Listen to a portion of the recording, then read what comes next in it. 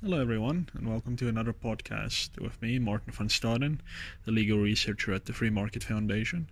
And today I thought I would talk a bit about the Constitution and the rule of law, as I usually do, but with a focus this time on specific provisions in the Constitution that I believe government and parliament and the courts tend to overlook or simply ignore or just interpret in a way that is beneficial to their own interests rather than in the most reasonable way as the text of the Constitution is set out, what is called textualism, to interpret something in an ordinary and reasonable way, which our government doesn't necessarily do. So, of course, the Constitution itself exists mostly in the abstract to, I would say, most South Africans. Most people know that there is a document out there that protects their rights and tries to ensure good government, but they're not always or usually not sure exactly how the Constitution intends to do that. So it's a very abstract instrument for most people. And I think this is fine in a constitutional democracy because not everyone needs to be a lawyer, and the courts exist for the specific purpose to ensure that rights are protected.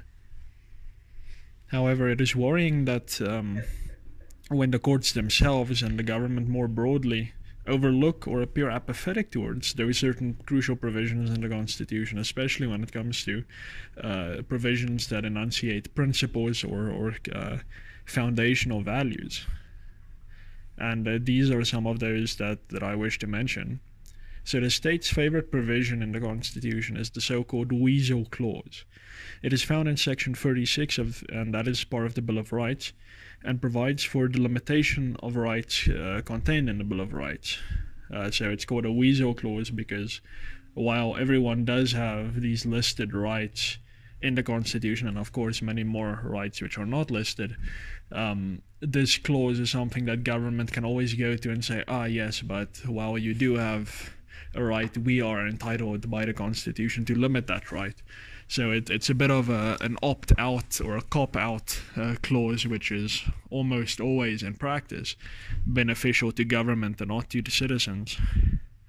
So while the government obviously does not overlook this provision, since it is quite clearly its favorite, it simply reads the parts that it likes and ignores the rest, because the Weasel Clause itself was set up to itself constrain how government limits rights, and government and the courts tend to overlook those parts of the Weasel Clause. So Section 36 provides that rights, such as the right to property or freedom of expression, may be limited by law. And this is as far as state law advisors and judges are prepared to read usually. But the provision goes on to say that the limitation must be reasonable and justifiable in an open and democratic society, which is based on the values of freedom, human dignity, and equality. The limitation must be reasonable. It must be backed by evidence that proves its desirability and practicability. And a reasonable person must be convinced that the limitation that government is contemplating is justifiable in light of all the pros and cons of the limitation. And then, of course, the limitation must also be justifiable within the context of an open society, which is composed of individuals who are right-bearing, who have rights. So the provision also doesn't stop there. It provides for a list of 5 criteria, and the courts may consider other factors as well, that includes the nature of the right and the nature of the limitation, and the relationship between the limitation and its purpose.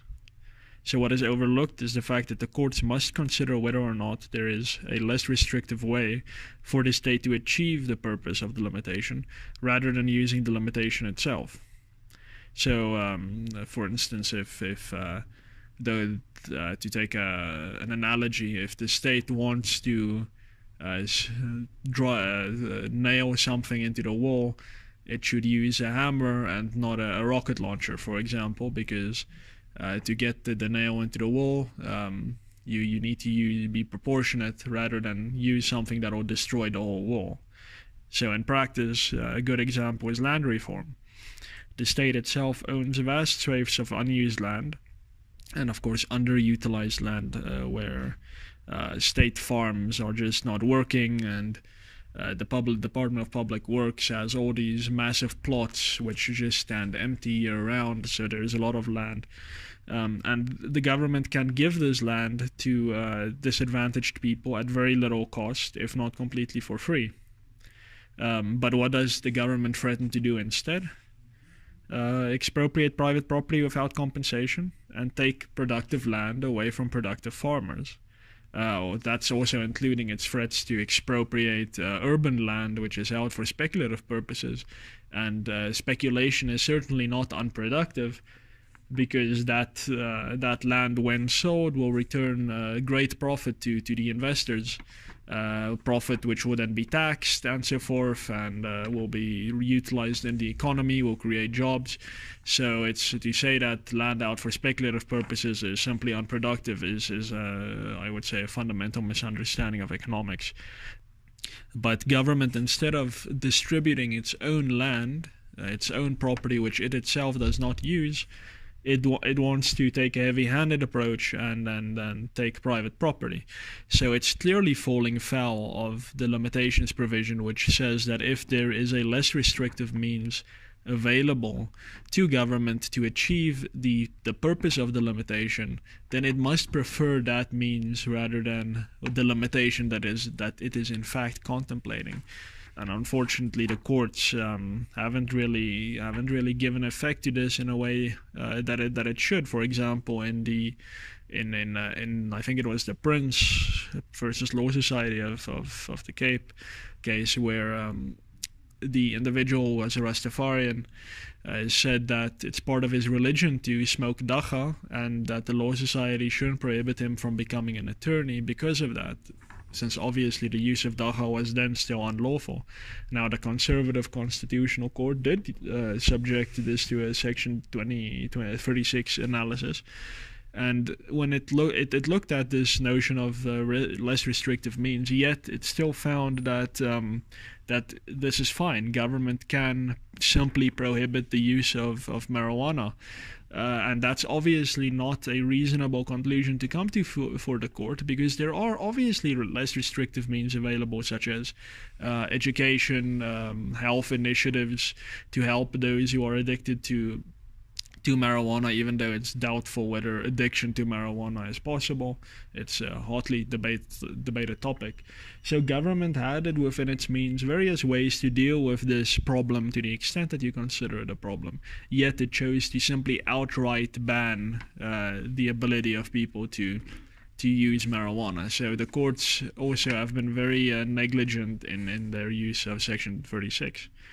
Then there is Section 1C of the Constitution, which I very often talk about, which provides that the Constitution is the supreme law of South Africa, alongside the principles of the rule of law. It says that South Africa is a democratic state founded upon the supremacy of the Constitution and the rule of law. So it means that the Constitution and the rule of law are co-equally supreme in South Africa. So according to Judge Tolakele Madala of the Constitutional Court in the Van der Walt versus Metcash case, in the minority judgment, he said that the rule of law, quote, is a fundamental postulate of our constitutional order, and, quote, it permeates the entire Constitution. So you must take Section 1C, the dedication to the rule of law, and read that with every other single provision of the Constitution. So if you read the limitations clause, which we just talked about, an extra to that is that it must be interpreted and applied respecting all the principles of the rule of law. And of course, as you know, in summary, the rule of law means that South Africans know which laws apply to them, what those laws say, how those laws will be applied, that the law is made by Parliament and not by government officials under the guise of making a regulation, and that the law is enforced fairly and lawfully and reasonably, and that the enforcers of the law do not have wide or generous life-altering discretion in how they will enforce the law. So as the saying goes, as you know, the rule of law is the opposite of the rule of man.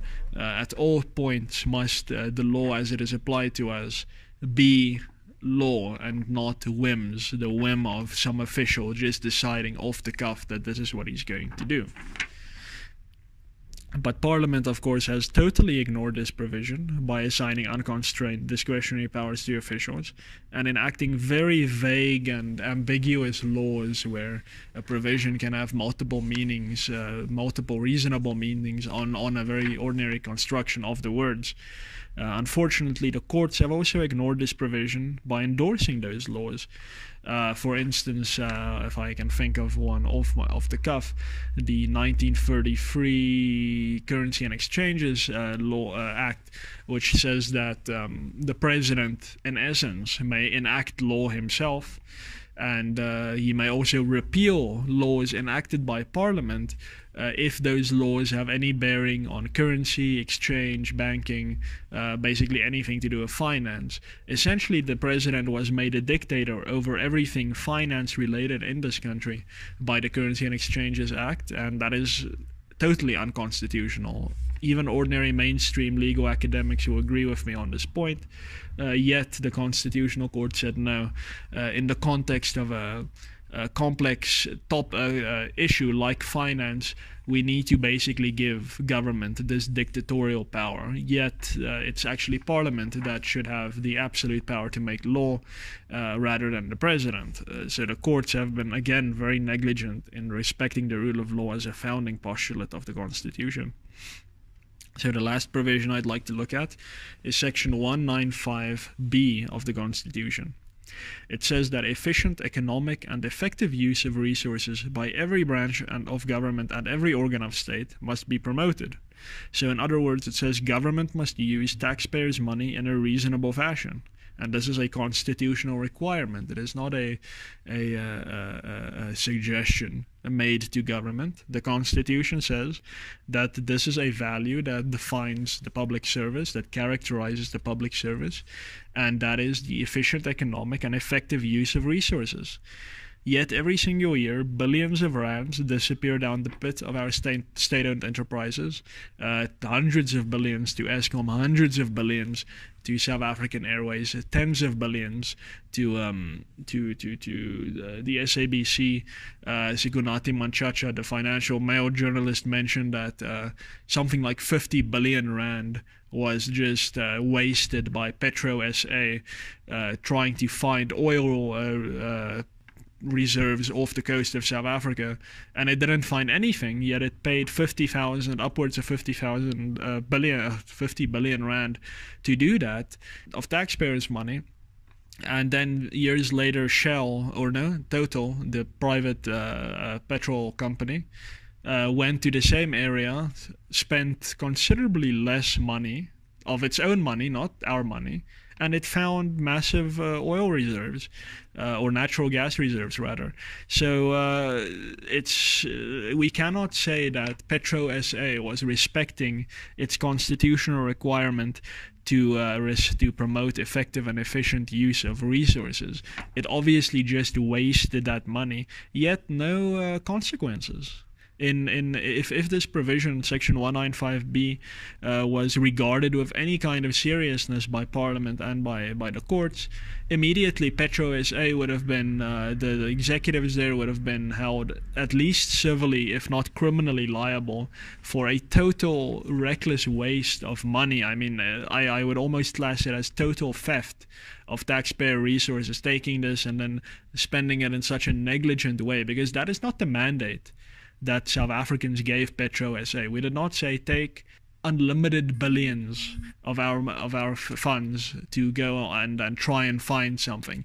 If you, as Petro SA, believe that the private sector can do it better than you should, then you should ask the private sector to do it. Now, evidence has now shown that the private sector does it better. Ergo, therefore, the effective use of resources in that case would have been for a tendering process, not to some friend of a Petro SA executive, but to a real legit private company with a profit motive. That would have been satisfying the constitutional requirement. Instead, we did not get that, and of course there's been no consequences for that. So Section 195B of the Constitution basically totally ignored by this government and by our courts. But these are just three of the provisions of the Constitution which I think are overlooked or improperly interpreted. there are dozens, if not hundreds more. And this is why ordinary South Africans like us should know about the Constitution, and specifically what it says, what the very text is of these provisions, and what values inform them, the values of constitutionalism, the values of the rule of law. And then we should insist that those who govern us actually adhere to these provisions, because without a culture of constitutionalism amongst ordinary South Africans, government, parliament, and the courts will continue to get away with just saying, yeah, well, we don't think that it's appropriate in our context to apply this constitutional provision in the way that it's meant to be applied, and therefore don't worry about it. Just redeploy the head of Petro SA and then carry on. That's unacceptable, and we should make it known that that is unacceptable. So thank you for listening to another episode of my solo podcast. I hope you enjoyed it. I know they're not being released every week anymore. Unfortunately, we're just snowed under with work here at the FMF, and before I know it, it's already Friday and I forgot to do my podcast, or I just didn't have time. So I apologize for that, but I will continue to do my best to get out as many podcasts as possible. And please always leave comments and tell me whether you enjoyed it, whether I'm being too long-winded, whether I'm speaking unclearly.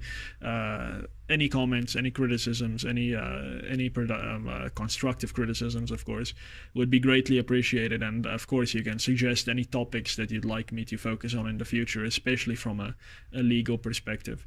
And yeah, our next podcasts will be from Chris Hutting and the Free Marketeers, as always on a Friday. And I hope you enjoyed this. Cheers.